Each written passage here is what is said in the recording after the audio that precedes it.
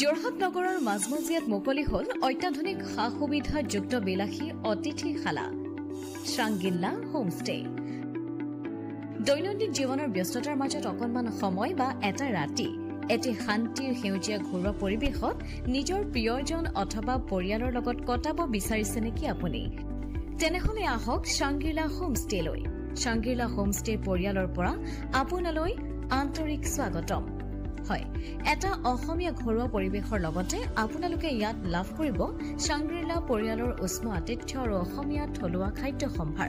তদুপৰি আমাৰ ইয়াতে আছে আহল বহল আৰামদায়ক অধিক সুবিধাযুক্ত শীততাপ নিয়ন্ত্ৰিত কোঠা, 24 ঘণ্টাই বিজুলী সৰবৰাহৰ লগতে জেনেৰেটৰৰ সুবিধা আৰু শক্তিশালী চিচি কেমেৰাৰ ব্যৱস্থা।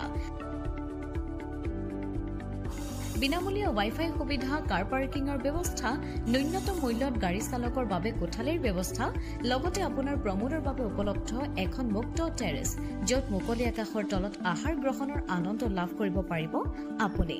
আপোনাৰ বাবে এটি সুখবৰ, আমি প্ৰথম 20 জন গ্ৰাহকলৈ আগবঢ়াইছো 30% ৰেহাই মূল্যত অত্যাধুনিক কোঠালি।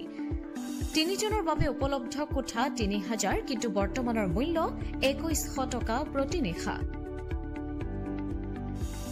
2 জনৰ বাবে উপলব্ধ কোঠা 2500 টকা, কিন্তু বৰ্তমানৰ মূল্য 1750 টকা প্ৰতি নিশা। তেনেহলে পলম নকৰি এতিয়াই আমাৰ শ্ৰাংগিল্লা হোমষ্টেলৈ আহিব পাৰে। আপোনাক স্বাগতম জনোৱা হৈছে আমাৰ পৰিয়ালৰ তৰফৰ পৰা। অধিক জানিবৰ বাবে আমাৰ যোগাযোগ নম্বৰত যোগাযোগ কৰক। আমাৰ ঠিকনা DCB ৰোড, হেমবৰুৱা পথ, তৰাজান কাকতি গাঁও, যোৰহাট। কাৰিকৰী দক্ষতা বিকাশ আৰু উদ্যমিতা বিভাগৰ অধীনত যোৰহাট জিলা নিয়োগ বিনিময় কেন্দ্ৰৰ উদ্যোগত যোৰহাটৰ ঔদ্যোগিক প্ৰশিক্ষণ প্ৰতিষ্ঠানৰ প্ৰাংগণত ছাত্ৰ ছাত্ৰী আৰু প্ৰশিক্ষাৰ্থীৰ বাবে বিনামূলীয়াকৈ কেৰিয়াৰ কাউন্সেলিং আৰু ভকেশ্যনেল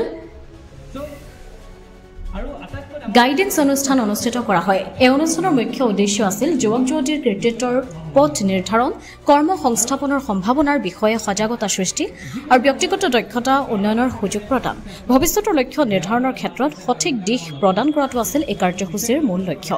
উক্ত অনুষ্ঠানত যোৰহাটৰ বিভিন্ন শিক্ষানুষ্ঠানৰ ছাত্ৰ ছাত্ৰীসকল আৰু এই অনুষ্ঠানটিত অংশগ্ৰহণ কৰা দেখিবলৈ পোৱা গৈছে। অংশগ্ৰহণকাৰীসকলৰ মনোবল বৃদ্ধি আৰু পথ প্ৰদৰ্শনৰ বাবে টাটা কনচালটেন্সি ধ্ৰুৱজ্যোতি গগৈ মুখ্য পৰামৰ্শদাতা হিচাপে উপস্থিত থাকি শিক্ষাৰ্থীসকলক মূল্যৱান পৰামৰ্শ দিয়ে। এই ধৰণৰ অনুষ্ঠানত শিক্ষাৰ্থীসকলে নিজৰ লক্ষ্য আৰু উদ্যমৰ সৈতে এক সুসংগত দিশ লাভ কৰি ভৱিষ্যতে সাফল্য লাভ কৰিবলৈ প্ৰয়োজনীয় দিশ আৰু প্ৰেৰণা লাভ কৰিব বুলি আয়োজকসকল আশাবাদী। উক্ত অনুষ্ঠানটিত শিক্ষাৰ্থী আৰু প্ৰশিক্ষাৰ্থীৰ জীৱনত এক গুৰুত্বপূৰ্ণ ভূমিকা পালন কৰিব বুলিও আশা আয়োজক সমিতিৰ। যোৰহাটৰ পৰা অনুপম বৰাৰ ৰিপৰ্ট, পোহৰ লাইভ 8। এটা কেমিকেল ৰিয়েকচন অহৰহভাৱে তোমালোকৰ বডিত চলি আছে। বেলেগ ফেক্টৰছ মেবি মাইক্ৰ অৰ্গানিজম হ'ব পাৰে। ওকে, বেলেগ ফেক্টৰে এইটো আমাৰ মাননীয় মন্ত্ৰী মহোদয়ৰ এক নিজা প্ৰচেষ্টাত আমি এই কাৰ্যসূচীটো আয়োজন কৰিবলৈ সক্ষম হৈছোঁ। ইয়াত তেওঁ আমাৰ নিয়োগ কাৰিকৰী আৰু দক্ষতা আৰু উদ্যমিতা বিভাগৰ অধীনত আজি যোৰহাট জিলা নিয়োগ বিনিময় কেন্দ্ৰই আজি কেৰিয়াৰ কাউন্সেলিং প্ৰগ্ৰেমটো অনুষ্ঠিত কৰিছে আজি যোৰহাট ঔদ্যোগিক প্ৰশিক্ষণ প্ৰতিষ্ঠানত। সেয়ে ছাত্ৰ ছাত্ৰী আৰু প্ৰশিক্ষাৰ্থী যিসকল আছে তেওঁলোকৰ ভৱিষ্যত যাতে উজ্জ্বল হয়, তেওঁৰ ভৱিষ্যতটো সঠিক দিশত আগবাঢ়িব পাৰে, তেওঁলোকে যাতে এটা সঠিক পথ পায়, সেইকাৰণে ইয়াত আজি আমি এই প্ৰগ্ৰেমটো অনুষ্ঠিত কৰিছোঁ।